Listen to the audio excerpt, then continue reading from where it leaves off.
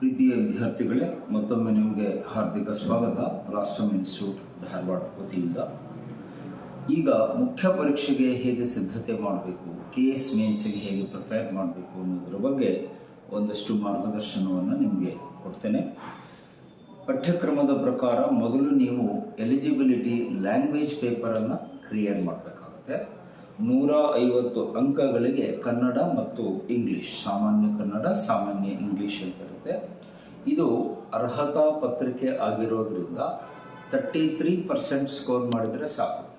ಅಂದರೆ 150 ಅಂಕಗಳಲ್ಲಿ 40+ ಸ್ಕೋರ್ ಮಾಡಿದರೆ it is more than sufficient ಎಲಿಜಿಬಿಲಿಟಿಗಾಗಿ ಬರೆಯುವಂಥದ್ದು. ಬಟ್ ಹಾಗಂತ ಹೇಳಿ ಇದನ್ನು ನೀವು ನಿರ್ಲಕ್ಷ್ಯ ಮಾಡುವಂತಿಲ್ಲ. ಯಾಕಂದರೆ ಎಷ್ಟೋ ಕೆಲವು ವಿದ್ಯಾರ್ಥಿಗಳು ಲ್ಯಾಂಗ್ವೇಜಲ್ಲಿ ಫೇಲ್ ಆಗಿ KS ಆಗದೆ ನಿರಾಶರಾಗಿದ್ದನ್ನು ನಾವು ನೋಡಿದ್ದೇವೆ. Especially English. ಕನ್ನಡದಲ್ಲಿ ನೀವು ಪಾಸ್ ಆಗೇ ಆಗ್ತೀರಿ, ಯಾಕಂದರೆ ಅದು ನಿಮಗೆ ಮಾತೃಭಾಷೆ. ಕನ್ನಡದಲ್ಲಿ ಏನು ಕಷ್ಟ ಆಗಲ್ಲ. ಬಟ್ ಇಂಗ್ಲೀಷ್, ಜನರಲ್ ಇಂಗ್ಲೀಷ್ ಏನಿದೆ ಅಲ್ಲಿ ಕೆಲವು ವಿದ್ಯಾರ್ಥಿಗಳು ಫೇಲ್ ಆದಂಥ ನಿದರ್ಶನಗಳಿವೆ. So don't take it lightly. ಅದನ್ನು ಹಗುರವಾಗಿ ತೊಗೊಳ್ಬೇಡಿ. ಬರೀ ಎಲಿಜಿಬಿಲಿಟಿ ಪೇಪರ್ ಅಂತ ಹೇಳಿ ನಿರ್ಲಕ್ಷ್ಯ ಮಾಡಬೇಡಿ. ಅಲ್ಲಿ ಏನಿರುತ್ತೆ ಅಂದರೆ ಕಾಂಪ್ರಿಹೆನ್ಷನ್ ಆಫ್ ಪ್ಯಾಸೇಜ್ ಇರುತ್ತೆ. ಜನರಲ್ ಇಂಗ್ಲೀಷಲ್ಲಿ ಒಂದು ಪ್ಯಾಸೇಜ್ ಕೊಟ್ಟು ಅದನ್ನು ಓದಿ ಅದರ ಕೆಳಗೆ ಕೊಡಲಾದ ಪ್ರಶ್ನೆಗಳನ್ನು ಉತ್ತರಿಸಬೇಕು. ಇನ್ನೊಂದು ಪ್ರಿಸಿ ರೈಟಿಂಗ್ ಅಂತ ಇರುತ್ತೆ. ಅಂದರೆ ಸಂಕ್ಷೇಪ ಬರಹ. 100 ಪದಗಳದ್ದು ಒಂದು ಪ್ಯಾಸೇಜ್ ಕೊಟ್ಟಿರ್ತಾರೆ. ಅದನ್ನು ನೀವು 30 ವರ್ಡ್ಸಿಗೆ, 1/3ಗೆ ಸಂಕ್ಷಿಪ್ತ ಮಾಡುವಂಥದ್ದು. ಮತ್ತೊಂದು ಯುಸೇಜ್ ಅಂತ ಇರುತ್ತೆ. ಅಂದರೆ ಪದ ಪ್ರಯೋಗ. ಕೆಲವು ಇಂಗ್ಲೀಷ್ ಶಬ್ದಗಳನ್ನು, ಅಂದರೆ ಇಡಿಯಮ್ಸು, ಫ್ರೇಸಸ್ಸನ್ನು ಕೊಟ್ಟು ಇದನ್ನು ವಾಕ್ಯದಲ್ಲಿ ಬಳಸ್ರಿ ಅಂತ ಕೊಟ್ಟಿರ್ತಾನೆ. ಅದು ಗ್ರಾಮರನ್ನು ನೀವು ಓದಿದರೆ ಅಷ್ಟು ಜನರಲ್ ವಿಷಯ ಗ್ರಾಮರ್ ಗೊತ್ತಿರುತ್ತೆ. ಅದರ ಆಧಾರದ ಮೇಲೆ ನೀವು ಅದನ್ನು ಬಿಡಿಸ್ಬೋದು. ಆಮೇಲೆ ವೊಕ್ಯಾಬುಲರಿ ಅಂತ ಇರುತ್ತೆ. ಅಂದರೆ ಪದಕೋಶ. ಅಲ್ಲಿ ಏನು ಕೇಳ್ತೇನೆ ಅಂದರೆ ಸಿನಾನಿಮ್ಸ್ ಮತ್ತು ಆಂಟಾನಿಮ್ಸ್, ಸಮಾನಾರ್ಥಕ ಪದಗಳು, ವಿರುದ್ಧಾರ್ಥಕ ಪದಗಳನ್ನು ಚೆಕ್ ಮಾಡ್ತಾನೆ. ಅದನ್ನು ಒಂದು ಸ್ವಲ್ಪ, ಅದಕ್ಕೆಲ್ಲ ಬುಕ್ಗಳಿವೆ, ಸೋರ್ಸ್ ಹೇಳ್ತೀನಿ ನಾನು. ವೊಕ್ಯಾಬುಲರಿ. ಆಮೇಲೆ ಶಾರ್ಟ್ ಎಸ್ಸೆ, ಲಘು ಪ್ರಬಂಧ. ಅಂದರೆ ಒಂದು 250 ಪದಗಳಿಗೆ ಮೀರದಂತೆ ಒಂದು ಚಿಕ್ಕ ಪ್ರಬಂಧವನ್ನು ಬರೀಬೇಕಾಗುತ್ತೆ. How to write an essay ಅನ್ನೋದನ್ನು ಮುಂದೆ ನಾನು ಬಂದಾಗ ಹೇಳ್ತೇನೆ. ಆಮೇಲೆ ಕಮ್ಯುನಿಕೇಷನ್ ಸ್ಕಿಲ್ಸ್, ಅಂದರೆ ಮಾತನಾಡುವ ಕೌಶಲ್ಯಗಳು, ಸಂವಹನ ಕೌಶಲ್ಯಗಳು. ಅಲ್ಲಿ ಸಂವಹನವನ್ನು ಹೇಗೆ ಮಾಡಬೇಕು, ವಿಷಯವನ್ನು ಹೇಗೆ ಮಂಡಿಸಬೇಕು, ಯಾವ ರೀತಿಯಲ್ಲಿ ತಿಳಿಸಬೇಕು, ಸ್ಪಷ್ಟತೆ ಹೇಗಿರಬೇಕು ಅನ್ನೋದ್ರ ಬಗ್ಗೆ ಒಂದಷ್ಟು ಅಂಶಗಳು ಬರ್ತವೆ. ಇವು ಎಲ್ಲವಕ್ಕೂ ಪೂರಕವಾದಂಥ ಒಂದು ಪುಸ್ತಕ ಇದೆ. ಜನರಲ್ ಇಂಗ್ಲೀಷ್ ಮೇಲೆ ಒಂದು ಪುಸ್ತಕ ಇದೆ. ಡಾಕ್ಟರ್ ಮಂಜುನಾಥನ್ ಅವರು ಅದನ್ನು ಬರೆದಿದ್ದಾರೆ. ಡಾಕ್ಟರ್ C ಮಂಜುನಾಥನ್ ಅವರು ಸಪ್ನಾ ಬುಕ್ ಸ್ಟಾಲ್ ಅವರು ಪಬ್ಲಿಷ್ ಮಾಡಿದ್ದಾರೆ. General English for competitive exams ಅಂತ. ಆ ಪುಸ್ತಕವನ್ನು ನೀವು ರೆಫರ್ ಮಾಡಿದರೆ ಸಾಕು. ಅದರಲ್ಲಿ 5 ಟಾಪಿಕ್ಗಳನ್ನು ಸರ್ ಕವರ್ ಮಾಡಿದ್ದಾರೆ. General English for competitive exams by doctor C Manjunath ಅಂತ ಸಪ್ನಾ ಬುಕ್ ಸ್ಟಾಲ್ ಅವರು ಅದನ್ನು ಪಬ್ಲಿಷ್ ಮಾಡಿದ್ದಾರೆ. ಆ ಬುಕ್ಕು ನಿಮಗೆ ಬುಕ್ ಸ್ಟಾಲಲ್ಲಿ ಅವೈಲೇಬಲ್ ಇದೆ. ಅದನ್ನು ನೋಡ್ಕೊಳ್ಳಿ. ಕನ್ನಡದಲ್ಲಿ ನಿಮಗೆ ಅದೇನು ಕಷ್ಟ ಆಗಲ್ಲ. ಮಾತೃಭಾಷೆ ಆಗಿರೋದ್ರಿಂದ ಅಲ್ಲೂ ಇದೇ ಥರನೇ ಇರುತ್ತೆ. ಒಂದು ಪ್ಯಾಸೇಜ್ ಇರುತ್ತೆ, ಪದಪ್ರಯೋಗ ಇರುತ್ತೆ, ವಿಷಯ ಸಂಕ್ಷೇಪಣೆ ಅಂದರೆ ಪ್ರಿಸಿ ರೈಟಿಂಗ್ ಇರುತ್ತೆ, ಪದಜ್ಞಾನ ಅಂದರೆ ವೊಕ್ಯಾಬುಲರಿ ಇರುತ್ತೆ, ಲಘು ಪ್ರಬಂಧ ಶಾರ್ಟ್ ಎಸ್ಸೆ, ಇಂಗ್ಲೀಷ್ನಿಂದ ಕನ್ನಡಕ್ಕೆ ಭಾಷಾಂತರ. ನೋಡಿ, ಇಲ್ಲಿ ಸ್ವಲ್ಪ ನೀವು ಜಾಗೃತರಾಗಿರಬೇಕು. ಯಾಕಂದರೆ ಟ್ರಾನ್ಸ್ಲೇಷನ್ 25 ಮಾರ್ಕ್ಸಿಗಿರುತ್ತೆ. ಇಂಗ್ಲೀಷ್ ಒಂದು ಪ್ಯಾಸೇಜ್ ಕೊಟ್ಟಿರ್ತಾರೆ, ಅದನ್ನು ಕನ್ನಡದಲ್ಲಿ ಅನುವಾದ ಮಾಡಬೇಕು. ಅದಕ್ಕೊಂಚೂರು ಪ್ರಾಕ್ಟೀಸ್ ಮಾಡ್ಕೊಳ್ಳಿ. ಇಂಗ್ಲೀಷಿಂದ ಕನ್ನಡಕ್ಕೆ ಅನುವಾದ ಮಾಡಬೇಕಾದಾಗ ಶಬ್ದಗಳನ್ನು ಹೇಗೆ ಬಳಸಬೇಕು, ವ್ಯಾಕರಣದ ನಿಯಮಗಳನ್ನು, ಅಂದರೆ ಯಾವ ಟೆನ್ಸಲ್ಲಿದೆ, ಅದು ಆಕ್ಟಿವ್ ವೈಸು, ಪ್ಯಾಸಿವ್ ವೈಸು, ಏಕವಚನ, ಬಹುವಚನ, ಅವೆಲ್ಲ ನೀವು ಹಿಂದೆ ಕಲ್ತಿರ್ತೀರಿ. ಕಲ್ತಿಲ್ಲ ಅಂತಲ್ಲ, ಹೈಸ್ಕೂಲ್ ಮಟ್ಟದಲ್ಲಿ ಗ್ರಾಮರ್ ಕಲ್ತಿರ್ತೀರಿ. ಬಟ್ ಈಗ ಮರ್ತು ಹೋಗಿರುತ್ತೆ. ಒಂಚೂರು ರಿಫ್ರೆಶ್, ಅದನ್ನು ಸ್ವಲ್ಪ ರಿವಿಷನ್ ಮಾಡಿಕೊಂಡ್ರೆ ಮಾಡ್ಬೋದು, ಕಷ್ಟ ಏನಾಗಲ್ಲ. ಹಾಗಾಗಿ 2 ಪತ್ರಿಕೆಗಳೇನಿವೆ, although they are eligibility papers, take them seriously. ಅದನ್ನು ಯಾರೂ ಅಲಕ್ಷ್ಯ ಮಾಡಬೇಡಿ. ಟೇಕ್ ಇಟ್ ಫಾರ್ ಗ್ರಾಂಟೆಡ್ ಅಂತಾರೆ ಇಂಗ್ಲೀಷ್ನಲ್ಲಿ. ಏನೋ ಆಗುತ್ತೆ ಬಿಡು ಅನ್ನುವ ಅತಿಯಾದ ವಿಶ್ವಾಸದಲ್ಲಿ ಹೋಗಬೇಡಿ. ಓವರ್ ಕಾನ್ಫಿಡೆನ್ಸ್ ಇಸ್ ಡೇಂಜರಸ್ ಅಂತ ಅಬ್ದುಲ್ ಕಲಾಂ ಹೇಳ್ತಾರೆ. ಆ ತಪ್ಪನ್ನು ಮಾಡಬೇಡಿ. ಇನ್ನು ಅದು ಲ್ಯಾಂಗ್ವೇಜ್ ಮುಗಿದ ಮೇಲೆ ಮುಖ್ಯ ವಿಷಯಕ್ಕೆ ಬರ್ತೇನೆ. ಪ್ರಬಂಧಗಳು. ಪತ್ರಿಕೆ ಒಂದರಲ್ಲಿ ಏನಿರುತ್ತೆ ಅಂದರೆ 50 ಅಂಕಗಳಿಗೆ ಎಸ್ಸೆ ರೈಟಿಂಗ್ ಇರುತ್ತೆ. ಇಲ್ಲಿ 2 ಪ್ರಕಾರದ ಎಸ್ಸೆ ಇರುತ್ತೆ. ಒಂದು ಅಂತಾರಾಷ್ಟ್ರೀಯ ಮತ್ತು ರಾಷ್ಟ್ರೀಯ ಪ್ರಾಮುಖ್ಯತೆ ಅಂದರೆ ಇಂಟರ್ನ್ಯಾಷನಲ್ ಆ್ಯಂಡ್ ನ್ಯಾಷನಲ್ ಇಂಪಾರ್ಟೆನ್ಸ್ ಇರೋ ಎಸ್ಸೆ ಒಂದಿರುತ್ತೆ 125 ಮಾರ್ಕ್ಸ್ಗೆ. ಇನ್ನೊಂದು ರಾಜ್ಯದ ಸ್ಥಳೀಯ ಮಹತ್ವದ ವಿಷಯ ಅಂದರೆ ಸ್ಟೇಟ್ ಆ್ಯಂಡ್ ಲೋಕಲ್ ವಿಷಯಗಳಿಗೆ ಸಂಬಂಧಪಟ್ಟಂತೆ ಒಂದು ಎಸ್ಸೆ ಟಾಪಿಕ್ ಇರುತ್ತೆ. ಸೊ ಟೋಟಲಿ 2 ಎಸ್ಸೆಯನ್ನು ಬರೀಬೇಕು. 250 ಮಾರ್ಕ್ಸ್ಗಳಿಗೆ ಅದನ್ನು ಬರೀಬೇಕು. ಸೊ ಇಲ್ಲಿ ಎಸ್ಸೆ ರೈಟಿಂಗ್ನಲ್ಲಿ 2 ವಿಷಯ ನಾನು ನಿಮ್ಮ ಗಮನಕ್ಕೆ ತರ್ತೀನಿ. ಒಂದು, ವಿಷಯದ ಆಳ ನಿಮಗೆ ಚೆನ್ನಾಗಿ ಗೊತ್ತಿರಬೇಕು. ಯಾವುದೇ ವಿಷಯದ ಮೇಲೆ ನೀವು ಎಸ್ಸೆ ಬರೀಬೇಕಂದ್ರೆ you must have deep knowledge, thorough understanding ಇದ್ದರೆ ಮಾತ್ರ ಅಲ್ಲಿ ಎಸ್ಸೆ ಬರೆಯೋಕ್ಕಾಗುತ್ತೆ. ನೀವು ಅರ್ಧಂಬರ್ಧ ವಿಷಯ ತಿಳ್ಕೊಂಡಿದ್ರೆ ಪ್ರಬಂಧ ಬರೆಯೋಕ್ಕಾಗಲ್ಲ. ಸೊ ಅಲ್ಲಿ ವಿದ್ಯಾರ್ಥಿಗಳಿಗೆ ಕಿವಿ ಮಾತು ಏನು ಅಂದರೆ 5 ಅಥವಾ 7 ಟಾಪಿಕನ್ನು ಕೊಟ್ಟಿರ್ತಾರೆ ಎಸ್ಸೆನಲ್ಲಿ. ಸಾಮಾನ್ಯವಾಗಿ 5 to 7 ಕ್ವಶನ್ಸ್ ಇರುತ್ತೆ. You choose the topic in which you are confident and competent. ಯಾವ ವಿಷಯದಲ್ಲಿ ನಿಮಗೆ ಆತ್ಮವಿಶ್ವಾಸ ಇದೆಯೋ, ನಾನು ಬರೀಬಲ್ಲೆ ಅನ್ನುವ ಸಾಮರ್ಥ್ಯ ಇದೆಯೋ ಆ ಟಾಪಿಕನ್ನು ಆರಿಸ್ಕೊಳ್ಳಿ. ಈಗ ಸಾಮಾನ್ಯವಾಗಿ ಆರ್ಟ್ಸ್ ವಿದ್ಯಾರ್ಥಿಗಳು ಇತಿಹಾಸ, ಅರ್ಥಶಾಸ್ತ್ರ, ರಾಜಕೀಯಕ್ಕೆ ಸಂಬಂಧಪಟ್ಟ ಎಸ್ಸೆಗಳನ್ನು ನೀವು ಚೆನ್ನಾಗಿ ಬರೀಬೇಕು. ಒಬ್ಬ ಆರ್ಟ್ಸ್ ಸ್ಟೂಡೆಂಟು ಸೈಬರ್ ಕ್ರೈಮ್ಸ್ ಬಗ್ಗೆ ಬರೀಲಿಕ್ಕೆ ಹೋಗ್ಬಾರ್ದು. ಯಾಕಂದ್ರೆ ನಿಮಗೆ ಅದರಲ್ಲಿ ನಾಲೆಜ್ ಇರಲ್ಲ, ಟೆಕ್ನಿಕಲ್ ಇರುತ್ತೆ, ನಿಮಗೆ ಬರೆಯೋದು ಕಷ್ಟ ಆಗುತ್ತೆ. ಅದೇ ಒಬ್ಬ ಸೈನ್ಸ್ ಸ್ಟೂಡೆಂಟ್ ಆದರೆ ಸೈಬರ್ ಕ್ರೈಮ್ಸ್ ಬಗ್ಗೆ ಅವನು ಒಳ್ಳೆಯ ಎಸ್ಸೆ ಬರೀತಾನೆ. ಅಥವಾ ಮಾಹಿತಿ ತಂತ್ರಜ್ಞಾನದ ಬಗ್ಗೆ ಪ್ರಶ್ನೆ ಇದ್ದರೆ ಸೈನ್ಸ್ ವಿದ್ಯಾರ್ಥಿಗಳು ಚೆನ್ನಾಗಿ ಬರೀತಾರೆ, ಆರ್ಟ್ಸ್ ಅವರಿಗೆ ಅದನ್ನು ಬರೆಯೋದು ಕಷ್ಟ ಆಗುತ್ತೆ. ಸೊ ನೀವು ನಿಮ್ಮ ಏರಿಯಾಗಳು, ಏರಿಯಾ ಆಫ್ ಮಾಸ್ಟರಿ ಅಂತ ಯಾವ ವಿಷಯದಲ್ಲಿ ನಿಮಗೆ ಪ್ರಭುತ್ವ ಇರುತ್ತೋ ಅಂಥ ಟಾಪಿಕನ್ನು ಆರಿಸಿಕೊಂಡು ನೀವು ಪ್ರಬಂಧವನ್ನು ಬರೀಬೇಕು. ಒಂದು. ಎರಡನೇದು, ಈಗಿಂದಲೇ ಪ್ರಬಂಧ ಬರೆಯುವುದನ್ನು ರೂಢಿ ಮಾಡಿಕೊಳ್ಬೇಕು. Essay writing is a skill ಅಂತಾರೆ. ನೀವು ಬೆಳಗಾಗೋದ್ರಲ್ಲಿ ಪ್ರಬಂಧ ಬರೀತೀನಿ ಅಂದರೆ ಆಗಲ್ಲ. ಸೊ ಈಗಿಂದ ಪ್ರಬಂಧವನ್ನು ಬರೆಯುವುದನ್ನು ರೂಢಿ ಮಾಡ್ತಾ ಹೋಗಿ. Keep practising essay right. At least ವಾರದಲ್ಲಿ 1 ಅಥವಾ 2 ಎಸ್ಸೆಯನ್ನು ನೀವು ಸುಮ್ಮನೆ ಮನೆಯಲ್ಲಿ ಟೈಮ್ ಬಿಡುವಿದ್ದಾಗ ಬರಿತಾ ಹೋಗಿ. ಅದನ್ನು ನಿಮ್ಮ ಟೀಚರ್ಸ್ಗಳಿಗೆ, ಈಗ ನಮ್ಮಲ್ಲಿ ರಾಷ್ಟ್ರಂ ಇನ್ಸ್ಟಿಟ್ಯೂಟಲ್ಲಾದರೆ ನಮ್ಮಲ್ಲಿ ಮೆಂಟರ್ಶಿಪ್ ಇದೆ, ಟೀಚರ್ಸ್ ಇರ್ತಾರೆ. ನೀವು ಎಸ್ಸೆಯನ್ನು ಬರೆದಿದ್ದನ್ನು ತಂದು ಇಲ್ಲಿ ತೋರಿಸಿ ಅದನ್ನು ಇವ್ಯಾಲ್ಯುಯೇಷನ್ ಮಾಡಿಸ್ಕೊಂಡು ತಿದ್ದಿಸ್ಕೊಂಡು ಹೋಗ್ಬೋದು. You are welcome at any time. Institute working ಅವರ್ಸಲ್ಲಿ ನೀವು ಯಾವಾಗಾದರೂ ಬನ್ನಿ, ನಿಮಗೆ ಅದರ ಮಾರ್ಗದರ್ಶನ ನಮ್ಮ ಸಂಸ್ಥೆಯಲ್ಲಿ ಇರುತ್ತೆ. ಇನ್ನೊಂದು, ಎಸ್ಸೆ ರೈಟಿಂಗಿಗೆ 2 ಸೋರ್ಸನ್ನು ಹೇಳ್ತೀನಿ. ಒಂದು, ಕನ್ನಡ ಮಾಧ್ಯಮದಲ್ಲಿ ಅಶೋಕ್ ಮಿರ್ಜಿ ಅಂತ ಹೇಳಿ, ಪ್ರಸ್ತುತ ಅವರೀಗ ACCT ಇದ್ದಾರೆ, ಕಮರ್ಷಿಯಲ್ ಟ್ಯಾಕ್ಸ್ AC ಇದ್ದಾರೆ. ಅವರು ಒಂದು ಬುಕ್ಕನ್ನು ಪಬ್ಲಿಷ್ ಮಾಡಿದ್ದಾರೆ. ನಾಗರಿಕ ಸೇವಾ ಪರೀಕ್ಷೆಗಾಗಿ ಮಾದರಿ ಪ್ರಬಂಧಗಳು ಅಂತ ಒಂದು ಪುಸ್ತಕ ಮಾರುಕಟ್ಟೆಯಲ್ಲಿ ಬಂದಿದೆ. 50 model essays for KS exam, edited by Ashok Mirji. ಮುಂಚೆ CT ಹೋಯಿದ್ರು, ಈಗ ACCT ಇದ್ದಾರೆ. ಅದು ಮಾರುಕಟ್ಟೆಯಲ್ಲಿ ನಿಮಗೆ ಸಿಗುತ್ತೆ. ಆ ಪುಸ್ತಕದ ಮಹತ್ವ ಏನು ಅಂದರೆ 50 ಜನ KS ಅಧಿಕಾರಿಗಳಿಂದ, ನನ್ನನ್ನು ಸೇರಿ, ನಾನು ಒಂದು ಎಸ್ಸೆಯನ್ನು ಅದರಲ್ಲಿ ಬರೆದಿದ್ದೇನೆ ಆಡಳಿತದ ಮೇಲೆ, 50 ಜನ KS ಅಧಿಕಾರಿಗಳಿಂದ 50 ಬೇರೆ ಬೇರೆ ಟಾಪಿಕ್ ಮೇಲೆ ಸರ್ ಎಸ್ಸೆ ಬರೆಸಿದ್ದಾರೆ. That is good book. ತುಂಬ ಯೂಸ್ಫುಲ್ ಆಗುವಂಥ ಪುಸ್ತಕ. ಕನ್ನಡ ಮಾಧ್ಯಮದವರಿಗೆ ಮಾದರಿ ಪ್ರಬಂಧಗಳು, ಎಡಿಟೆಡ್ ಬೈ ಅಶೋಕ್ ಮಿರ್ಜಿ, ಬೆಂಗಳೂರು. ಆ ಪುಸ್ತಕ ನೋಡಿ.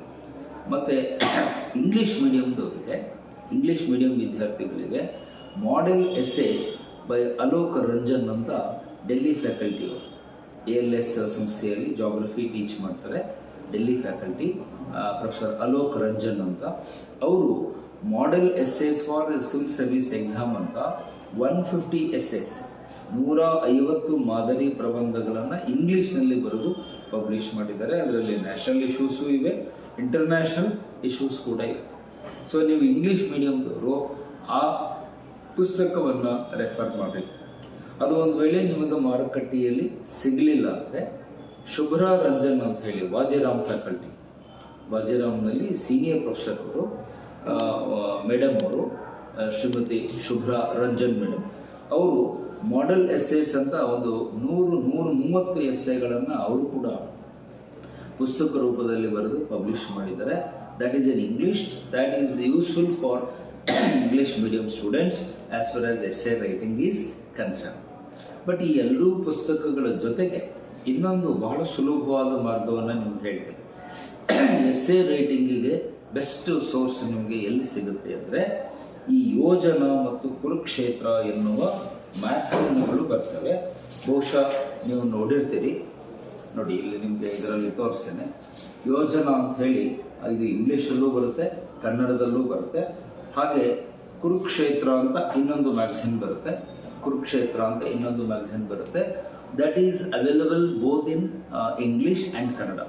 ಕನ್ನಡದಲ್ಲೂ ಬರುತ್ತೆ, ಇಂಗ್ಲೀಷಲ್ಲೂ ಬರುತ್ತೆ.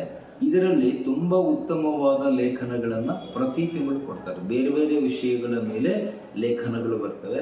ಈ ಲೇಖನಗಳನ್ನು ಓದಿದರೂ ಸಾಕು, ನೀವು ಒಂದು ಒಳ್ಳೆಯ ಪ್ರಬಂಧವನ್ನು ಬರೀಲಿಕ್ಕೆ ಸಾಧ್ಯ ಆಗುತ್ತೆ. ಸೊ ಅದಕ್ಕಾಗಿ ನಿಮಗೆ ಸಲಹೆ ಏನು ಅಂದರೆ, ಕಳೆದ 2 ವರ್ಷಗಳ ಯೋಜನೆ ಮತ್ತು ಕುರುಕ್ಷೇತ್ರ ಮ್ಯಾಗ್ಝಿನನ್ನು ಕಲೆಕ್ಟ್ ಮಾಡ್ಕೊಳ್ಳಿ. ಅಂದರೆ ಲಾಸ್ಟ್ 2 ಇಯರ್ಸ್, ಅಂದರೆ 24 ಸಂಚಿಕೆಗಳು. ಯಾಕಂದರೆ ಅದು ಮಂತ್ಲಿ ಮ್ಯಾಗ್ಝಿನ್. 24 ಸಂಚಿಕೆಗಳನ್ನು ನೀವು ಹೇಳಿದರೆ ತರಿಸ್ಕೊಡ್ತಾರೆ ಲೈಬ್ರರಿಯಲ್ಲಿ. ಆ ಕಳೆದ 2 ವರ್ಷಗಳ ಸಂಚಿಕೆಗಳನ್ನು ಅಕ್ಯುಮುಲೇಟ್ ಮಾಡಿ, ಅದರಲ್ಲಿ ಬಂದಿರುವ ಪ್ರಮುಖ ವಿಷಯಗಳನ್ನು ನೋಟ್ ಮಾಡಿ, ಆ ಪ್ರಬಂಧಕ್ಕೆ ಬೇಕಾಗುವ ಮಾಹಿತಿ, ಡೇಟಾ ಏನಿದೆ ಆ ಲೇಖನಗಳಲ್ಲಿರುತ್ತೆ. ಅದನ್ನಿಟ್ಕೊಂಡು ನೀವು ಒಳ್ಳೆಯ ಎಸ್ಸೆಯನ್ನು ಬರೀಬಹುದು. ಇದು ಒಂದು. ಇನ್ನೂ ಒಂದು ಈಸಿ ಟೆಕ್ನಿಕ್ ಎಸ್ಸೆ ಬರೆಯೋದಕ್ಕೆ ಏನು ಅಂದರೆ, ರೀಡ್ ದ ಎಡಿಟೋರಿಯಲ್ಸ್. ಪತ್ರಿಕೆಯಲ್ಲಿ ಬರುವಂತಹ ಸಂಪಾದಕೀಯವನ್ನು ನೀವು ಓದಬೇಕು.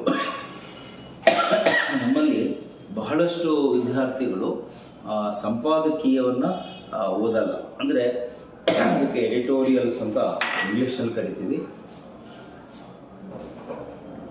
ಈ ಸಂಪಾದಕೀಯ ಯಾಕೆ ಇಂಪಾರ್ಟೆಂಟು ಅಂತ ಹೇಳಿದರೆ, ಎಡಿಟರ್ ಆದವರು ಆ ವಿಷಯದ ಬಗ್ಗೆ ಎಲ್ಲ ಮಾಹಿತಿಯನ್ನು ಸಮಗ್ರವಾಗಿ ಸಂಗ್ರಹಿಸಿ, ಅದನ್ನು ವಿಶ್ಲೇಷಣೆ ಮಾಡಿ, ವಿವರಣಾತ್ಮಕವಾಗಿ ಮತ್ತು ತೌಲನಿಕವಾಗಿ, ಕಂಪ್ಯಾರಿಟಿವ್ ಆಗಿ ಮಾಡಿ ಅಲ್ಲಿ ವಿಷಯವನ್ನು ಮಂಡಿಸಿರ್ತಾರೆ. ಈಗ ಉದಾಹರಣೆಗೆ ಒಂದು ಸ್ಯಾಂಪಲ್ ಕೊಡ್ತಾರೆ. ಯೂನಿಫಾರ್ಮ್ ಸಿವಿಲ್ ಕೋಡ್, ಇದು ಗ್ಯಾರಂಟಿ ಎಕ್ಸಾಮಿಗೆ ಬರುತ್ತೆ. ಎಸ್ಸೆ ರೈಟಿಂಗ್ನಲ್ಲಿ ಏಕರೂಪ ನಾಗರಿಕ ಸಂಹಿತೆ ಮೋಸ್ಟ್ ಎಕ್ಸ್ಪೆಕ್ಟೆಡ್ ಕ್ವಶನ್.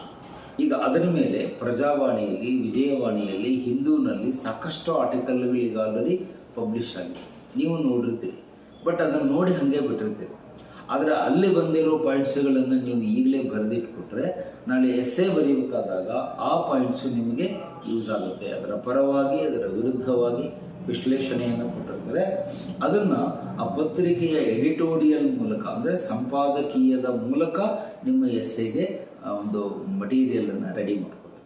ಸೊ ಹಾಗಾಗಿ ಎಡಿಟೋರಿಯಲ್ಗಳು ಪ್ಲಸ್ ಯೋಜನಾ ಮತ್ತು ಕುರುಕ್ಷೇತ್ರ ಮ್ಯಾಗ್ಝಿನ್ ಮತ್ತು 2 ಸೋರ್ಸ್ ಹೇಳಿದೆ. ಅಲೋಕ್ ರಂಜನ್ ಸರ್ ಅವರದು ಶುಭ್ರಾ ರಂಜನ್ ಮೇಡಮ್ ಅವರ ಪುಸ್ತಕ, ಕನ್ನಡ ಮಾಧ್ಯಮದವರಿಗೆ ಅಶೋಕ್ ಮಿರ್ಜಿಯವರ ಮಾದರಿ ಪ್ರಬಂಧಗಳು ಅನ್ನುವ ಪುಸ್ತಕ. ಇಷ್ಟನ್ನು ನೀವು ನೋಡಿದರೆ it is more then sufficient for essay writing. Essay writing ನೀವು ಚೆನ್ನಾಗಿ ಮಾಡ್ಬೋದು. ಬಟ್ ಅಲ್ಲಿ ಕೀ ಪಾಯಿಂಟ್ ಹೇಳ್ತೀನಿ, ಎಸ್ಸೆ ಬರೆಯುವುದನ್ನು ನೀವು ಪ್ರಾಕ್ಟೀಸ್ ಮಾಡಬೇಕು. ನಮ್ಮಲ್ಲಿ ಭಾಳ ಹುಡುಗರು ಎಸ್ಸೆಯನ್ನು ಓದ್ತಾರೆ, ನಾನು ನೋಡಿದ್ದೀನಿ. ದೇ ರೀಡ್ ದ ಎಸ್ಸೆ, ಅದರಿಂದ ಏನು ಪ್ರಯೋಜನ ಇಲ್ಲ. You have to write. ಯಾಕಂದರೆ ನಿಮಗೆ ಆ ಸ್ಪೀಡ್ ಬರಬೇಕು. ಅವ್ರು ಕೊಟ್ಟಿರುವ ಸಮಯದಲ್ಲಿ, ಕೊಟ್ಟಿರುವ ಶಬ್ದ ಮಿತಿಯಲ್ಲಿ ನೀವು ಆ ಪಾಯಿಂಟನ್ನು ಮುಗಿಸೋದನ್ನು ಬರಿತಾ ಹೋದಾಗ ಮಾತ್ರ ಅದು ನಿಮಗೆ ಸಾಧ್ಯ ಆಗುತ್ತೆ ಹೊರತು, if you don't practise, writing practice ಮಾಡಲಿಲ್ಲ ಅಂದರೆ ಎಸ್ಸೆನಲ್ಲಿ ಸ್ಕೋರ್ ಮಾಡೋಕ್ಕಾಗಲ್ಲ. ನನ್ನ ಪ್ರಕಾರ ನಿಮ್ಮ ಟಾರ್ಗೆಟು 100+ ಇರಬೇಕು. It's a good score. 250ಕ್ಕೆ 100ಕ್ಕಿಂತ ಹೆಚ್ಚು ಮಾರ್ಕ್ಸ್ ನೀವು ಸ್ಕೋರ್ ಮಾಡಿದ್ರೆ it is excellent for essay paper. ಅದಕ್ಕಿಂತ ಹೆಚ್ಚೇನು ನಿರೀಕ್ಷೆ ಇಟ್ಕೊಬಿಡಿ. ಎಲ್ಲೋ ರೇರಾಗಿ 140 ತೆಗೆದವರು ಇದ್ದಾರೆ, ಬಟ್ 100+ ಈಸ್ ಗುಡ್.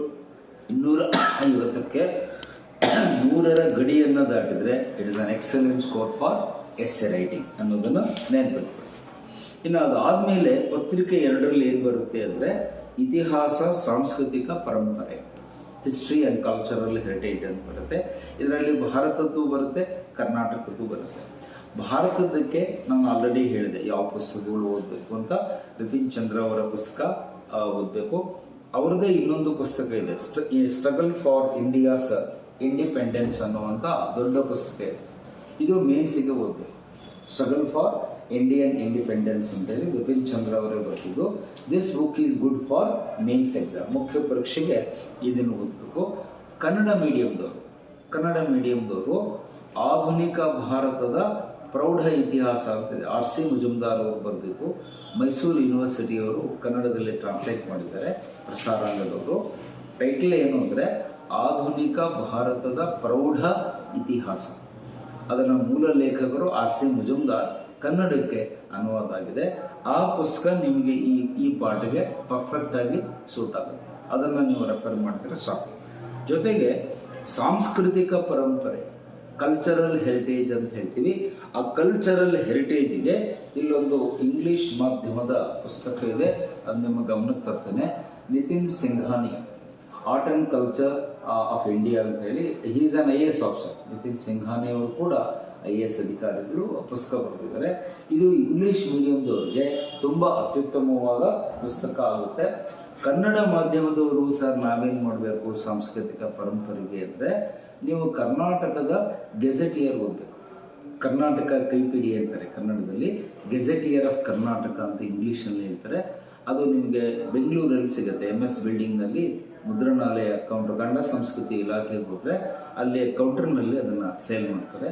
ಸೊ ನೀವು ಆ ಕರ್ನಾಟಕ ಗೆಜೆಟಿಯರ್ ಅಥವಾ ಕೈಪಿಡಿಯನ್ನು ತೆಗೆದುಕೊಂಡ್ರೆ ಅದರಲ್ಲಿ ನಮ್ಮ ಸಾಂಸ್ಕೃತಿಕ ಪರಂಪರೆ ಎಲ್ಲಿಂದ ಅಶೋಕನ ಕಾಲದಿಂದ ಹಿಡಿದು ನಿಮ್ಮ ಒಡೆಯರ್ ಜಯಚಾಮರಾಜೇಂದ್ರ ಒಡೆಯರ್ ತನಕ ಏನೇನಾಗಿದೆ, ಕಲೆ, ಸಾಹಿತ್ಯ, ವಾಸ್ತುಶಿಲ್ಪ, ಪೇಂಟಿಂಗು, ನೃತ್ಯ, ಹಬ್ಬ ಹರಿದಿನಗಳು, ಜಾತ್ರೆಗಳು ಇತ್ಯಾದಿಗಳು, ನಮ್ಮ ಬುಡಕಟ್ಟು ಸಂಸ್ಕೃತಿ, ಜಾನಪದ ಸಂಸ್ಕೃತಿ ಎಲ್ಲವನ್ನ ಬಹಳ ನೀಟಾಗಿ ಅದರಲ್ಲಿ ಕೊಟ್ಟಿದ್ದಾರೆ. ಸೊ ನಿಮಗೆ I advise you to go for the gazetteer of Karnataka, ಅದು ಕರ್ನಾಟಕಕ್ಕೆ ಸಂಬಂಧಪಟ್ಟಂತೆ. ಮತ್ತು ಅದರ ಜೊತೆಗೆ ಇನ್ನೊಂದು ಸಣ್ಣ ಪುಸ್ತಕ ನಮ್ಮ ಇವರು ಬರೆದಿದ್ದಾರೆ, ಡಾಕ್ಟರ್ ಸೂರ್ಯನಾಥ್ ಕಾಮತ್ ಅವರು ಬರೆದಿದ್ದಾರೆ, ಕರ್ನಾಟಕ ಸಾಂಸ್ಕೃತಿಕ ವೈಭವ ಅಂತ. ಅಂದರೆ ಕರ್ನಾಟಕದ ಸಾಂಸ್ಕೃತಿಕ ವೈಭವ ಅಂತ ಡಾಕ್ಟರ್ ಸೂರ್ಯನಾಥ್ ಕಾಮತ್ ಅವರು ಒಂದು ಪುಸ್ತಕ ಬರೆದಿದ್ದಾರೆ, ಕಿರು ಪುಸ್ತಕ, ಒಂದು 60-70 ಪೇಜಿಂದು. That is very useful for this paper. ಈ ಕಂಟೆಂಟ್ಗೆ ಆ ಪುಸ್ತಕ ಬಹಳ ಹೆಲ್ಪ್ ಆಗುತ್ತೆ. ನೀವು ಕನ್ನಡದವರು ಅದನ್ನು ಓದಿ, ಇಂಗ್ಲೀಷ್ದವರು ನಿತಿನ್ ಸಿಂಘಾನಿಯವರ ಪುಸ್ತಕವನ್ನು ನೋಡಿದರೆ ಸಫಿಷಿಯಂಟ್ ಆಗುತ್ತೆ.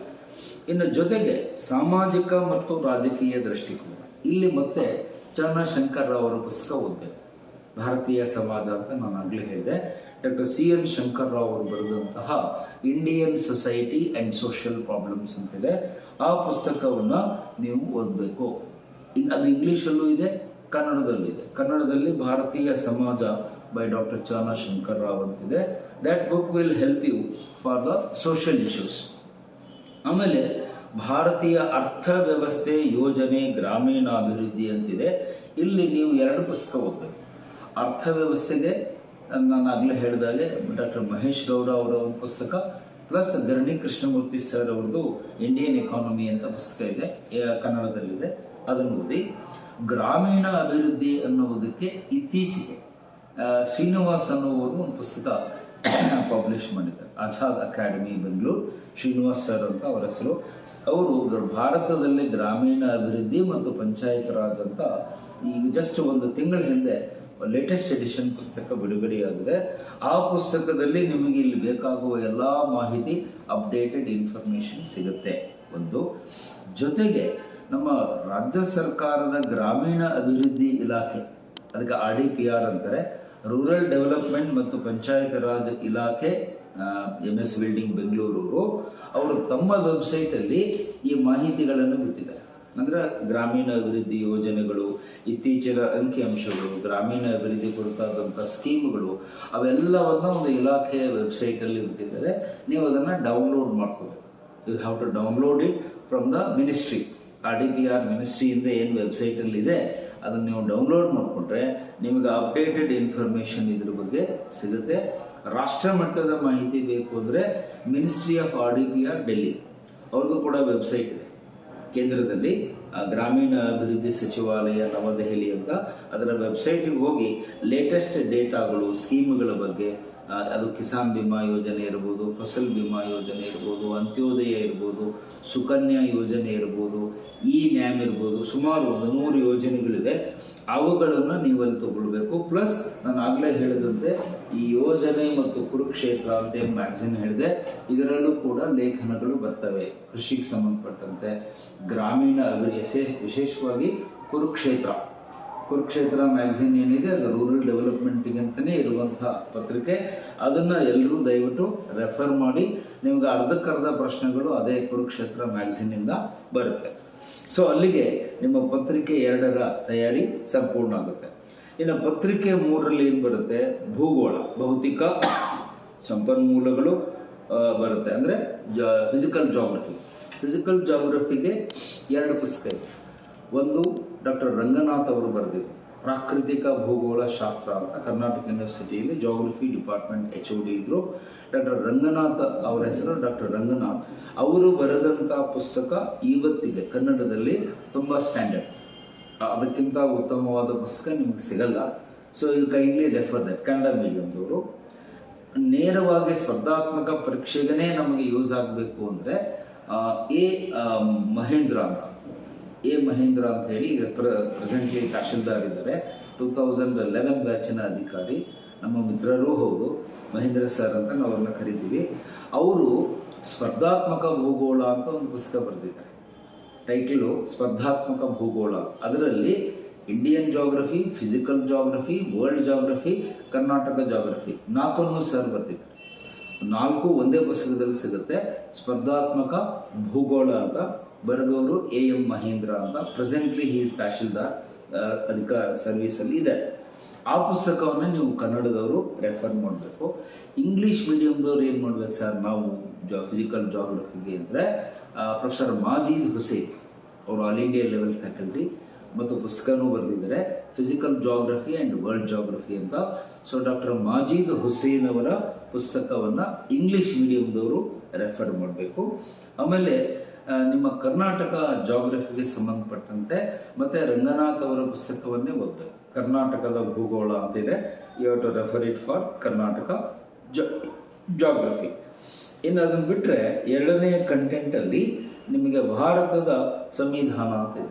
ಇಲ್ಲಿ ನಾನು ಆಗಲೇ ಹೇಳಿದೆ, PS ಗಂಗಾಧರ್ ಸರ್ ಅವರ ಬುಕ್ಕ more than enough. PS Gangadhar ಅವರು ಭಾರತ ಸಂವಿಧಾನ ಮತ್ತು ರಾಜಕೀಯ ಅಂತ ಬರೆದಿದ್ದಾರೆ. ಬಹುಶಃ ಈಗ ಹೊಸ ಎಡಿಷನ್ ಬಂದಿದೆ ಅಂದ್ಕೊಳ್ತೀನಿ, 23 ಎಡಿಷನ್ ಮಾರುಕಟ್ಟೆಗೆ ಬಂದಿದೆ, ನೋಡ್ಕೊಳ್ಳಿ. ಆ ಬುಕ್ಕ ರೆಫರ್ ಮಾಡಿ. ಇಂಗ್ಲೀಷ್ ಮೀಡಿಯಮ್ದವರು ಡಾಕ್ಟರ್ M ಲಕ್ಷ್ಮೀಕಾಂತ್ ಲೇಟೆಸ್ಟ್ ಎಡಿಷನನ್ನು ನೋಡಬೇಕು.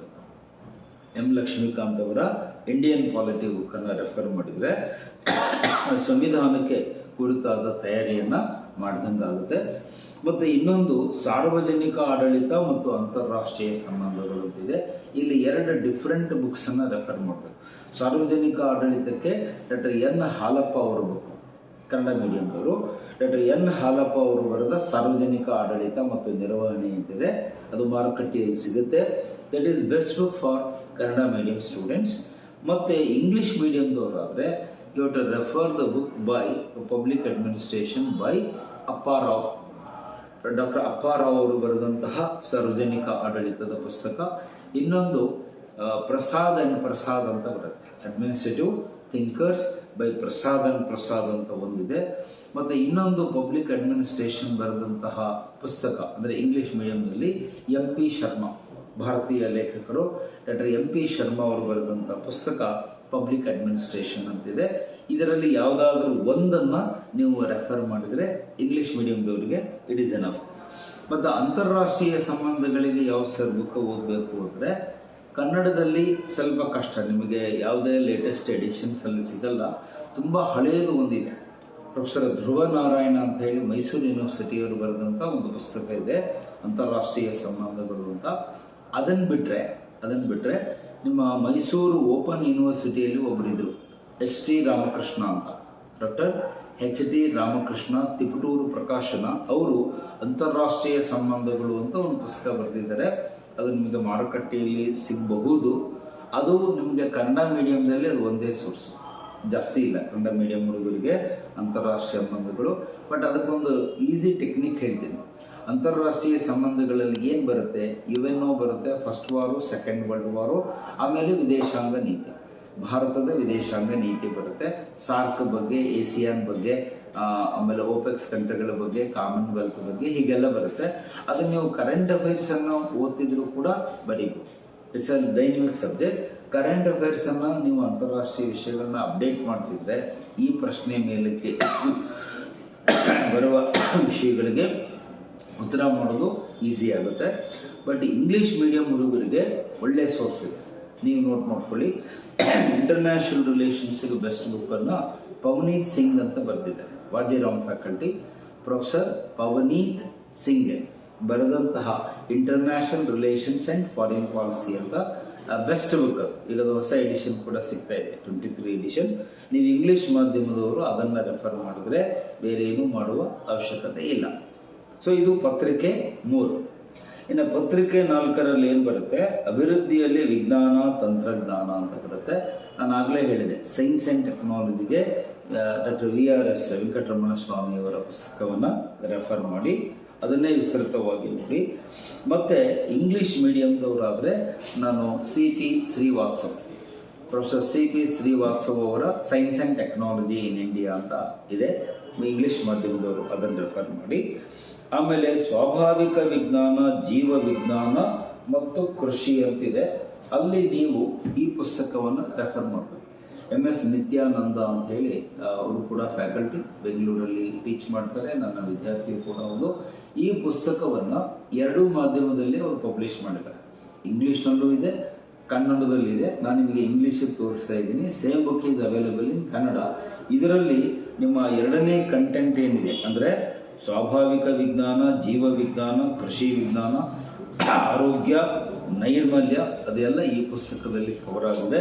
MS ಯೋಗಾನಂದ ಅವರ ಬರೆದ ಪುಸ್ತಕವನ್ನು ನೀವು ರೆಫರ್ ಮಾಡಿ, both in Kannada and in English. And ಇದು ಅಪ್ಡೇಟೆಡ್, ಇದು ಹೊಸ ಎಡಿಷನ್ ಇರೋದ್ರಿಂದ ಇದನ್ನು ಓದಿದರೆ ಸಾಕು. ಆನಂತರ ಪರಿಸರ ಮತ್ತು ಜೀವಶಾಸ್ತ್ರ, ಇದಕ್ಕೆ ನಾನು ಆಗಲೇ ಹೇಳಿದೆ, ಭೈರಪ್ಪ ಅವರು, PV ಭೈರಪ್ಪ ಅವರ ಪರಿಸರ ಅಧ್ಯಯನ ಶಾಸ್ತ್ರ ಪುಸ್ತಕ ಇದೆ.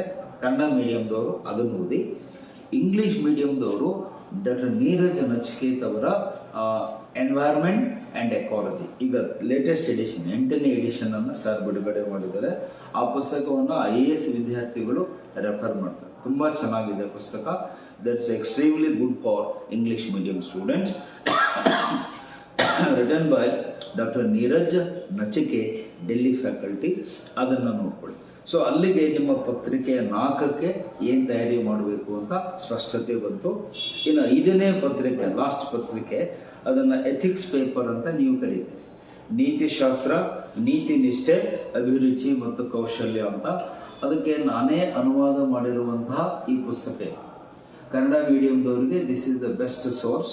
ಯಾಕೆ ಅದು ನಾನು ಬರೆದಿದ್ದೀನಿ ಅಂತ ಹೇಳ್ತಾ ಇಲ್ಲ, ಮತ್ತು ನೀವು ತಪ್ಪು ಭಾವಿಸ್ಬೇಡಿ, ಸರ್ ತಮ್ಮ ಪುಸ್ತಕ ತೋರಿಸಿದ್ದಾರೆ ಅಂತ. ಇದನ್ನು ಬರೆದಿದ್ದು ಒಬ್ಬ IAS ಅಧಿಕಾರಿ, ಅವರು ನಮ್ಮ ಹಳೆಯ ವಿದ್ಯಾರ್ಥಿ DK ಬಾಲಾಜಿ ಅಂತ, ಜೈಸಲ್ಲಿ ನನ್ನ ಸ್ಟೂಡೆಂಟ್ ಆಗಿದ್ದರು. ಈಗ ಅವರು DCI ವರ್ಕ್ ಮಾಡ್ತಿದ್ದಾರೆ ಆಂಧ್ರ ಪ್ರದೇಶದಲ್ಲಿ. ಅವರು ಇದನ್ನು ಇಂಗ್ಲೀಷ್ನಲ್ಲಿ ಬರೆದಿದ್ರು. ಆ ಬುಕ್ಕನ್ನು ನನಗೆ ಹೇಳಿ, ಸರ್ ನೀವು ಅದನ್ನು ಕನ್ನಡಕ್ಕೆ ಅನುವಾದ ಮಾಡಿ ಅಂತ ಹೇಳಿದ್ದಕ್ಕೆ ಈ ಪುಸ್ತಕವನ್ನು ನಾನು ಕನ್ನಡದಲ್ಲೇ ಅನುವಾದ ಮಾಡಿದ್ದೇನೆ. ಇದು ಕೂಡ ಈಗ ಹೊಸ ಎಡಿಷನ್ ಮಾರುಕಟ್ಟೆಗೆ ಬಂದಿದೆ. This is more then enough for your paper 5. ನಿಮ್ಮ 5ನೇ ಪತ್ರಿಕೆಗೆ ಎಥಿಕ್ಸ್ ಪೇಪರ್ಗೆ DK ಬಾಲಾಜಿಯವರ ಮೂಲ ಪುಸ್ತಕ ಇಂಗ್ಲೀಷ್ ಮೀಡಿಯಂನಲ್ಲಿ ನಾನು ಅದನ್ನು ಅನುವಾದ ಮಾಡಿದ್ದೇನೆ. ಅದರಲ್ಲಿ ಕೇಸ್ ಸ್ಟಡಿ 150 ಕೇಸ್ ಸ್ಟಡಿಗಳನ್ನು ಬಿಡಿಸಿದ್ದೇನೆ, ಮತ್ತು UPSC ಮತ್ತು KS ಕ್ವಶನ್ ಪೇಪರ್ಗಳು ಕೂಡ ನಾನು ಅದರಲ್ಲಿ ಸಾಲ್ವ್ ಮಾಡಿದ್ದೇನೆ. ಈ ಒಂದು ಪುಸ್ತಕವನ್ನು ನೀವು ಓದಿದರೆ ಐ ವಿಲ್ ಅಶ್ಯೂರ್ ಯು 250ಗೆ ನೀವು 120 ಮೇಲೆ ಸ್ಕೋರ್ ಮಾಡ್ತೀರಿ. ಈ ಪುಸ್ತಕವನ್ನು ಕರೆಕ್ಟಾಗಿ ಓದಿ ಪ್ರಾಕ್ಟೀಸ್ ಮಾಡಿದರೆ 120 ಅಂಕಗಳನ್ನು ಆರಾಮಾಗಿ ನೀವು ಸ್ಕೋರ್ ಮಾಡ್ತೀರಿ. 250ಗೆ I will guarantee you 120 marks if you refer this book properly. So ಹಾಗಾಗಿ ಈಗ ನಿಮ್ಮ 5 ಪತ್ರಿಕೆಗಳ ಸಿದ್ಧತೆ ಹೇಗೆ ಮಾಡಬೇಕು, ಸೋರ್ಸಸ್ ಏನು ಅಂತ ಹೇಳಿದೆ. ಈಗ ಬಹುಮುಖ್ಯವಾದ ಅಂಶಕ್ಕೆ ಬರ್ತೀವಿ. ಏನು ಮೇನ್ಸಿಗೂ ಪ್ರಿಲಿಮ್ಸಿಗೂ ಇರುವ ಪ್ರಮುಖ ವ್ಯತ್ಯಾಸ ಅಂದರೆ, ಪ್ರಿಲಿಮ್ಸಲ್ಲಿ ನೀವು ಬರೀ ಆನ್ಸರನ್ನು ಟಿಕ್ ಮಾಡ್ತೀರಿ, MCQ ಇರುತ್ತೆ, ಸರಿಯಾದದನ್ನು ಟಿಕ್ ಮಾಡ್ತೀರಿ, ಅದು ಸುಲಭ. ಬಟ್ ಮೇನ್ಸಲ್ಲಿ ಏನು ಮಾಡಬೇಕಾಗುತ್ತೆ, ಯು ಹ್ಯಾವ್ ಟು ರೈಟ್, ಎಲ್ಲವನ್ನು ವಿಸ್ತೃತವಾಗಿ ಬರೀಬೇಕಾಗುತ್ತೆ. ಡಿಸ್ಕ್ರಿಪ್ಟಿವ್ ಆನ್ಸರ್ ರೈಟಿಂಗ್ ಅಂತ ನಾವು ಇಂಗ್ಲೀಷ್ನಲ್ಲಿ ಹೇಳ್ತೀವಿ. ಇಲ್ಲಿ 2 ಸಂಗತಿಗಳು ಮಹತ್ವ ಪಾತ್ರ ವಹಿಸ್ತವೆ. ಒಂದು ನಿಮ್ಮ ಹ್ಯಾಂಡ್ ರೈಟಿಂಗ್. ನಮ್ಮಲ್ಲಿ ಭಾಳಷ್ಟು ವಿದ್ಯಾರ್ಥಿಗಳನ್ನು ನಾನು ನೋಡ್ತೇನೆ, ಆನ್ಸರ್ ಕೊಟ್ಟಾಗ ಹ್ಯಾಂಡ್ ರೈಟಿಂಗ್ ಸರಿ ಇರಲ್ಲ, ಅವ್ರು ಬರೆದಿದ್ದೇ ಅವರಿಗೆ ಅರ್ಥ ಆಗಲ್ಲ. ಇನ್ನು ಅದನ್ನು ಚೆಕ್ ಮಾಡುವವರು ನೋಡಿ ನಿಮ್ಗೆ ಹೇಗೆ ಮಾರ್ಕ್ಸ್ ಕೊಡ್ತಾರೆ ಅಂತ ನೀವೇ ಯೋಚನೆ ಮಾಡಿ. So I request you to improve your handwriting. ಯಾರ ಹ್ಯಾಂಡ್ ರೈಟಿಂಗ್ ಸರಿ ಇಲ್ಲ ಅವರು ದಯವಿಟ್ಟು ಈಗಿಂದನೇ ಬರೀಲಿಕ್ಕೆ ಪ್ರಾಕ್ಟೀಸ್ ಮಾಡಿ. ಸ್ವಲ್ಪ ಹ್ಯಾಂಡ್ ರೈಟಿಂಗನ್ನು ಅಂದವಾಗಿ ಅರ್ಥವಾಗುವಂತೆ ಬರೀಬೇಕು. ಒಂದು. ಎರಡನೇದು, ಬರೆಯುವ ಕೌಶಲ್ಯವನ್ನು ಬಳಸ್ಕೊಳ್ಬೇಕು. Answer writing is a skill. ಅದಕ್ಕೋಸ್ಕರವಾಗಿ ನಮ್ಮಲ್ಲಿ ಸಂಸ್ಥೆಯಲ್ಲಿ ಟೆಸ್ಟ್ ಸೀರೀಸ್ಗಳನ್ನು ನಾವು ಮಾಡ್ತಿದ್ದೇವೆ. ಪ್ರಿಲಿಮ್ಸ್ ಕಮ್ ಮೇನ್ಸ್, ಪ್ರಿಲಿಮ್ಸ್ಗೂ ಮಾಡ್ತಾ ಇದ್ದೇವೆ, ಮುಖ್ಯ ಪರೀಕ್ಷೆಗೂ ಮಾಡ್ತಾ ಇದ್ದೇವೆ. ಮತ್ತು ನಮ್ಮಲ್ಲಿ ಮೆಂಟರ್ಸ್ ಇದ್ದಾರೆ, ಎಲ್ಲ ಹಿರಿಯ ಮೆಂಟರ್ಸ್ಗಳಿದ್ದಾರೆ. ಅವರು ನಿಮ್ಮ ಟೆಸ್ಟ್ ಪೇಪರ್ಗಳನ್ನು ನೋಡಿ ತಿದ್ದಿ ಇವ್ಯಾಲ್ಯುಯೇಷನ್ ಮಾಡಿ ನೀವು ಹೇಗೆ ಅದನ್ನು ಇಂಪ್ರೂವ್ ಮಾಡಬೇಕು ಅನ್ನೋದನ್ನು ನಾವಿಲ್ಲಿ ರಾಷ್ಟ್ರಮ್ ಸಂಸ್ಥೆಯಲ್ಲಿ ಮಾಡ್ತೇವೆ. I kindly request you to join test series. Test series ಇಷ್ಟರಲ್ಲೇ ಆರಂಭ ಆಗುತ್ತೆ. ಅದನ್ನು ಮಾಹಿತಿಯನ್ನು ಸರು ಸೋಷಿಯಲ್ ಮೀಡಿಯಾದಲ್ಲಿ ಕೊಡ್ತಾರೆ ನಮಗೆ. ಸೊ ದಯವಿಟ್ಟು ಪ್ರಿಲಿಮ್ಸು ಮತ್ತು ಮೇನ್ಸು ಎರಡೂ ಟೆಸ್ಟ್ ಸೀರೀಸ್ಗಳಿಗೆ ನೀವು ಜಾಯ್ನ್ ಆಗಿರಿ. ಅದರಿಂದ ನಿಮಗೆ ತುಂಬ ಅನುಕೂಲ ಆಗುತ್ತೆ, ಲಾಭ ಆಗುತ್ತೆ, ಪರೀಕ್ಷೆಗೆ ತುಂಬ ಅದು ಹೆಲ್ಪ್ ಆಗುತ್ತೆ. Don't miss it. ಎಲ್ಲರೂ ಟೆಸ್ಟ್ ಸೀರೀಸ್ಗಳಿಗೆ ಜಾಯ್ನ್ ಆಗಿರಿ. ಅಲ್ಲಿ ನಿಮಗೆ ಉತ್ತರ ಬರೆಯುವ ಕಲೆಯನ್ನು ಹೇಳ್ಕೊಡ್ತಾರೆ. ಆನ್ಸರ್ ರೈಟಿಂಗ್ ಸ್ಕಿಲ್ ಅಂತಾರೆ ಇಂಗ್ಲೀಷ್ನಲ್ಲಿ. ಪ್ರಶ್ನೆಗಳನ್ನು ಹೇಗೆ ಕೇಳ್ತಾರೆ ನಿಮಗೆಲ್ಲ ಗೊತ್ತಿದೆ. ಯಾರು ಹಳೆಯ ವಿದ್ಯಾರ್ಥಿಗಳಿದ್ದೀರಿ, no question will be asked directly. KS ಅಲ್ಲಿ ಯಾವುದೇ ಪ್ರಶ್ನೆಯನ್ನು ನೇರವಾಗಿ ಕೇಳಲ್ಲ, ಅದನ್ನು ಟ್ವಿಸ್ಟ್ ಮಾಡಿ ಅದನ್ನು ತಿರುಚಿ ವಿಷಯವನ್ನು ಕೇಳ್ತಾರೆ. ನೀವು ಅದನ್ನು ಗ್ರಹಿಸಿ ಉತ್ತರ ಬರೆಯುವ ಸಾಮರ್ಥ್ಯ ನಿಮ್ಮಲ್ಲಿರಬೇಕು. ಅದಕ್ಕೆ ಒಂದೇ ಒಂದು ಸ್ಯಾಂಪಲ್ ಕೊಡ್ತೇನೆ, ಒಂದೇ ಉದಾಹರಣೆಗೆ ಕೊಟ್ಟರೆ ಅರ್ಥ ಆಗುತ್ತೆ. ಭಾರತ ಸ್ವಾತಂತ್ರ್ಯ ಹೋರಾಟದಲ್ಲಿದ್ದಂತಹ ವೈರುಧ್ಯಗಳು ಯಾವುವು ಅಂತ ಕೇಳ್ತಾರೆ. ಈಗ ಈ ಪ್ರಶ್ನೆಗೆ ಏನು ಉತ್ತರ ಬರುತ್ತೀರಿ? ಮಾಡರ್ನ್ ಇಂಡಿಯಾದಲ್ಲಿ ಬರುತ್ತೆ. What are the contrast in the freedom movement of India ಅಂತ ಕೇಳಿದ್ದಾರೆ. ಈಗ ನಮ್ಮ ಹುಡುಗರು ಏನು ಮಾಡಿಬಿಡ್ತಾರೆ, ಸರ್ ಈ ಪ್ರಶ್ನೆ ಸಿಲೆಬಸ್ಸಲ್ಲೇ ಇಲ್ಲ, ಔಟ್ ಆಫ್ ಸಿಲೆಬಸ್ಸು ಅಂತ ಹೇಳಿ ನೀವು ಪೆನ್ ಮುಚ್ಚಿಬಿಟ್ಟು ಎದ್ದು ಹೊರಗೆ ಬಂದ್ಬಿಡೋದಲ್ಲ. ಸ್ವಲ್ಪ ಯೋಚನೆ ಮಾಡಬೇಕು. ಸ್ವಾತಂತ್ರ್ಯ ಹೋರಾಟದಲ್ಲಿ ಯಾವ ಬರ್ತವೆ? 3 ಹಂತಗಳು: ಮಂದಗಾಮಿಗಳು, ತೀವ್ರಗಾಮಿಗಳು, ಗಾಂಧಿಯುಗ. ಅದು ನಿಮಗೆಲ್ಲರೂ ಗೊತ್ತು. ಸೊ ವಿರೋಧಾಭಾಸ ಎಲ್ಲಿ ಬರುತ್ತೆ? ಮಂದಗಾಮಿಗಳಿಗೂ ತೀವ್ರಗಾಮಿಗಳಿಗೂ ಡಿಫ್ರೆನ್ಸ್ ಆಫ್ ಒಪಿನಿಯನ್ ಬರುತ್ತೆ. ದಾದಾಬಾಯಿ ನೌರೋಜಿಯವರು ಶಾಂತಿಯುತವಾಗಿ ಹೋಗೋಣ ಅಂತ ಹೇಳ್ತಾರೆ. ಲಾಲ್ ಬಾಲ್ಪಾಲ್ ಅವರು ಇಲ್ಲ, ನಾವು ರಕ್ತಪಾತ ಕ್ರಾಂತಿಯನ್ನು ಮಾಡಬೇಕು ಅಂತ ಹೇಳ್ತಾರೆ. ಇದನ್ನೇ ವಿರೋಧಾಭಾಸ, ಇದನ್ನೇ ಕಾಂಟ್ರಾಸ್ಟ್ ಅಂತ ಹೇಳ್ತಾರೆ. ಅಂದರೆ ಮಾಡರೇಟ್ಸಿಗೂ ಎಕ್ಸ್ಟ್ರೀಮಿಸ್ಟಿಗೂ ಬಂದ ಭಿನ್ನಾಭಿಪ್ರಾಯವನ್ನು ಮೇಲೆ ಪ್ರಶ್ನೆ ಕೇಳಿದ್ದಾರೆ.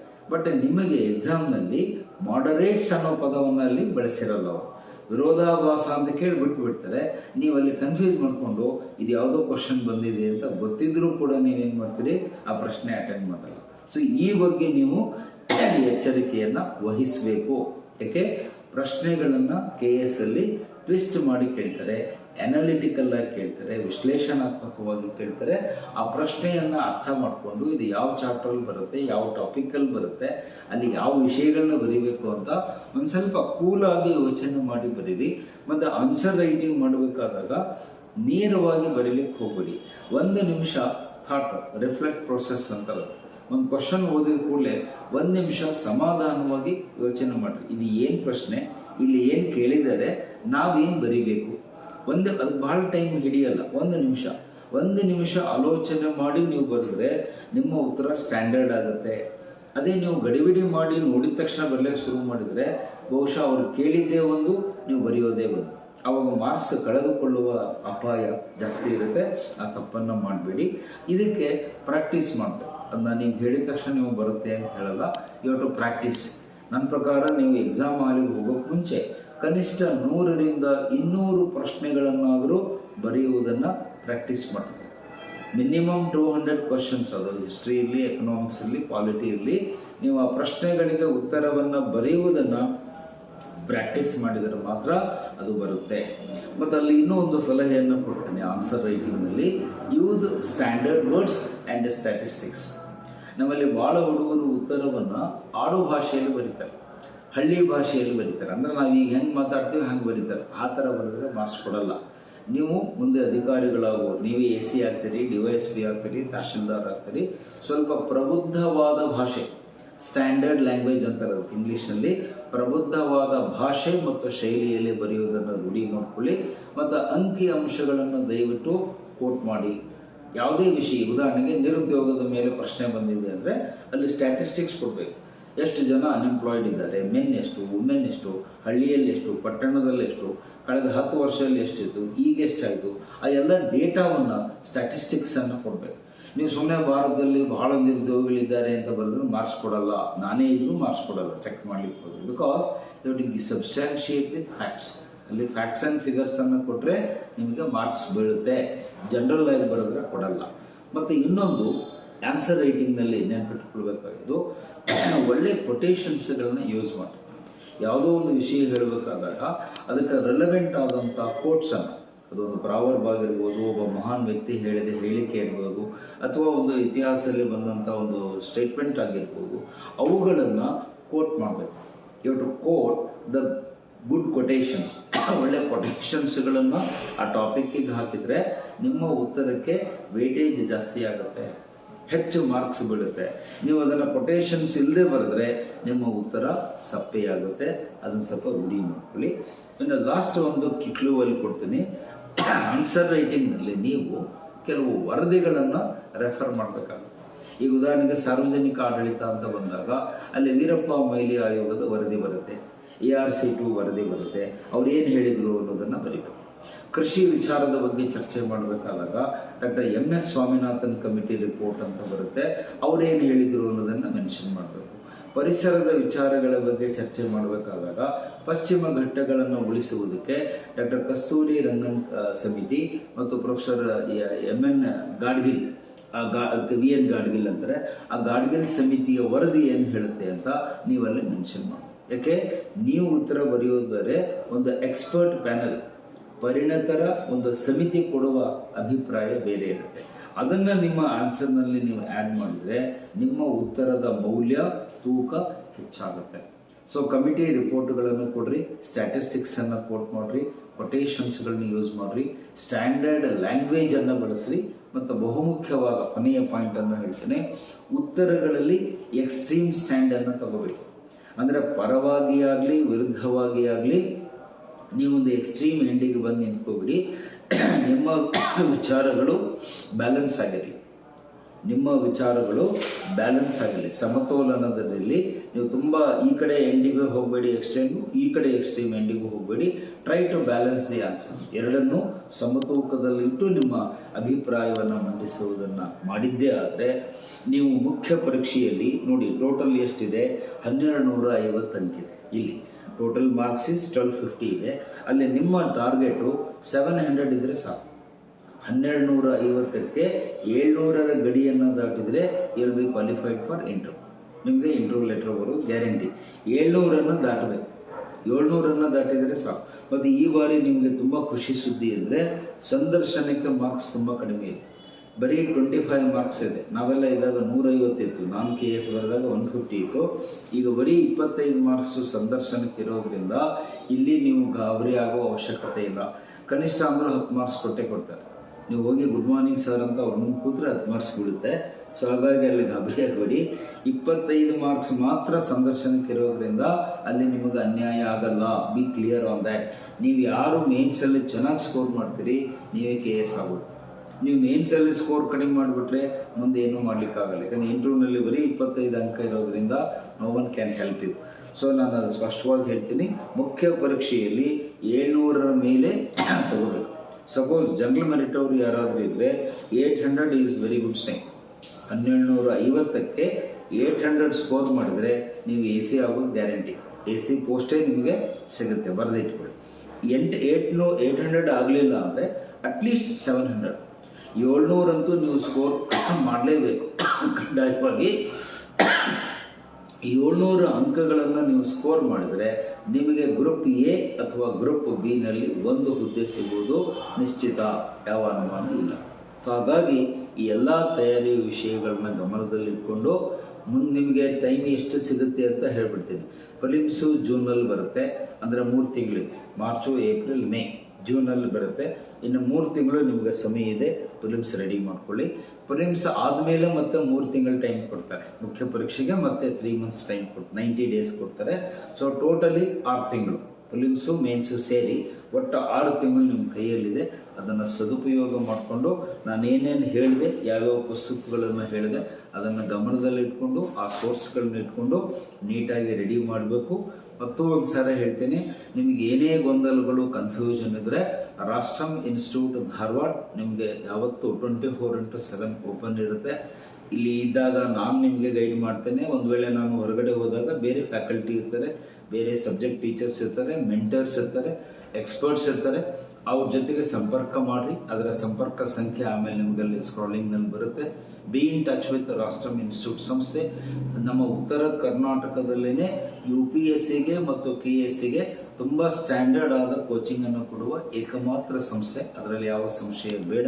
ಅದರ ಬೆನಿಫಿಟನ್ನು ತಗೊಳ್ಳಿ ಮತ್ತು ಆದಷ್ಟು ಬೇಗ ಒಂದು ಬಾರಿ ನಮ್ಮ ಸಂಸ್ಥೆಗೆ ಭೇಟಿ ಕೊಟ್ಟು, ಯಾರು ಈ ಸುತ್ತಮುತ್ತ ಪ್ರದೇಶದಲ್ಲಿದ್ದೀರೋ ಒಂದು ಸಾರಿ ನಮ್ಮ ಇನ್ಸ್ಟಿಟ್ಯೂಟಿಗೆ ಬಂದು ಭೇಟಿ ಕೊಟ್ಟು ಇನ್ಸ್ಟಿಟ್ಯೂಟನ್ನು ನೋಡಿ, ಇಲ್ಲೇನು ಚಟುವಟಿಕೆಗಳು ನಡೀತದೆ ಅನ್ನೋದನ್ನು ನೋಡಿ ಮಾರ್ಗದರ್ಶನ ತಗೊಳ್ಳಿ. ಪ್ಲಸ್ ಪ್ರಿಲಿಮ್ಸು ಮತ್ತು ಮೇನ್ಸ್ಗೆ ಟೆಸ್ಟ್ ಸೀರೀಸನ್ನು ಈಗ ಆಲ್ರೆಡಿ ನಾವು ಸ್ಟಾರ್ಟ್ ಮಾಡಿದ್ದೇವೆ. ದಯವಿಟ್ಟು ಅದಕ್ಕೆ join for prelims as well as mains test series ಅಂತ ಹೇಳ್ತಾ ಮತ್ತೊಮ್ಮೆ ನಿಮಗೆಲ್ಲರಿಗೂ ಶುಭವನ್ನು ಕೋರುತ್ತಾ ಆದಷ್ಟು ಬೇಗ ನೀವೆಲ್ಲ KS ಅಧಿಕಾರಿಗಳಾಗಿ ಈ ರಾಜ್ಯದ ನಾಡಿನ ಸೇವೆಯನ್ನು ಮಾಡುವುದಕ್ಕೆ ಸಿದ್ಧರಾಗ್ರಿ. ಅದಕ್ಕೆ ನಮ್ಮ ರಾಷ್ಟ್ರಂ ಸಂಸ್ಥೆ ಧಾರವಾಡ ಸದಾಕಾಲ ನಿಮ್ಮೊಂದಿಗಿದೆ. ನಮ್ಮ ಸಹಕಾರ ಮತ್ತು ಮಾರ್ಗದರ್ಶನ ನಿಮಗಿದೆ ಅಂತ ಹೇಳ್ತಾ ನಿಮಗೆ ಮತ್ತೊಮ್ಮೆ ಶುಭ ಹಾರೈಸಿ ನಾನು ಈ ಒಂದು ಸಣ್ಣ ಮಾರ್ಗದರ್ಶನ ಕಾರ್ಯಕ್ರಮವನ್ನು ಮುಕ್ತಾಯಗೊಳಿಸ್ತೇನೆ. ಜೈ ಹಿಂದ್, ಜೈ ಕರ್ನಾಟಕ. ಧನ್ಯವಾದಗಳು.